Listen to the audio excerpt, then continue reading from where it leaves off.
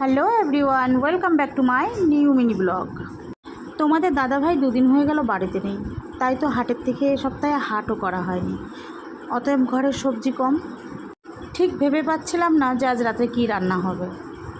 তখনই মনে হলো একটু খিচুড়ি করলে কেমন হয়, তাও গোবিন্দভোগ চালের খিচুড়ি। যেহেতু ঘরে সবজি কম, তাই তো খিচুড়িতে বেশি সবজি দিতে পারলাম না, ছিল খালি আলু আর পেঁপে, তাই দিয়েই খিচুড়ি রান্না করলাম। আমি অবশ্য সন্ধ্যার সময় চটকাতলায় গেছিলাম যে যদি একটু কুমড়ো পাওয়া যায়। খিচুড়িতে দেখো কুমড়োটা না দিলে আমার কিন্তু খিচুড়ি মনেই হয় না।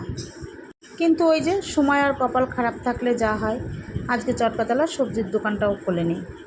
শুধু একটুখানি কুমড়োর জন্য বাজারের ভিতরে আর যাইনি, বাড়ি চলে আসলাম। বাবুকে বললাম একটু পনির নিয়ে আয়। এক্সট্রা কোনো সবজি নেই বলে দিয়ে দিলাম একটু পনির। আমার কাছে খিচুড়ি মানেই তার মধ্যে থাকবে অনেক ধরনের সবজি। সব দিন তো আর সমান হয় না, আজকে না হয় এভাবেই খাই। খিচুড়ি করার জন্য সব কেটে ধুয়ে গুছিয়ে নিয়ে একে একে সবজি পনির সব ভেজে নিলাম। সেই ভাজা তেলের মধ্যে আর একটু তেল অ্যাড করে গোটা গরম মশলা, শুকনো লঙ্কা, পাঁচফোড়ন, ফোড়ন দিয়ে আদা বাটা জিরে বাটা দিয়ে একটু কষিয়ে নিলাম। মশলাটা যখন একটু কষা হয়ে গেল, তার মধ্যে দিয়ে দিলাম এক বাটি গোবিন্দভোগ চাল। আর মুগ ডালটা আমি একটু আগেই ভেজে রেখেছিলাম, সেটা তোমাদের দেখানো হয়নি। মুগ ডালটা যেহেতু একটু ভাজা আছে, তাই একটু পরে দেবো, বেশি ভাজা হয়ে গেলে ডালের টেস্ট থাকে না।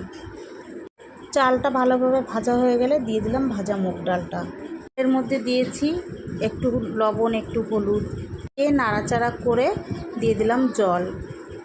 জলটা দেওয়ার পরে কিছু সময় খিচুড়িটাকে একাই ছেড়ে দিয়েছিলাম, কারণ একটু ফুটে উঠুক।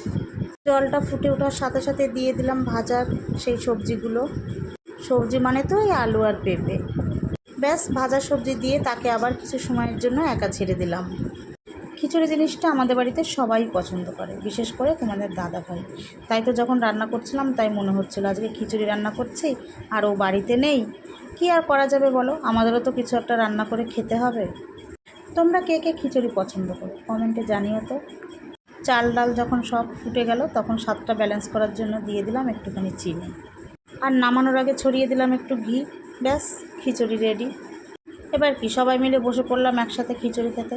খিচুড়ি যখন থালায় ঢালছিলাম, তখন মনে হচ্ছিলো বাইরে যদি একটু বৃষ্টি হতো তাহলে আরও বেশি জমে যেত। আমার তো মনে হয় বৃষ্টি হলেই খিচুড়ি, আর খিচুড়ি রান্না হলেই বৃষ্টি, এই দুটো জিনিস একদম পারফেক্ট।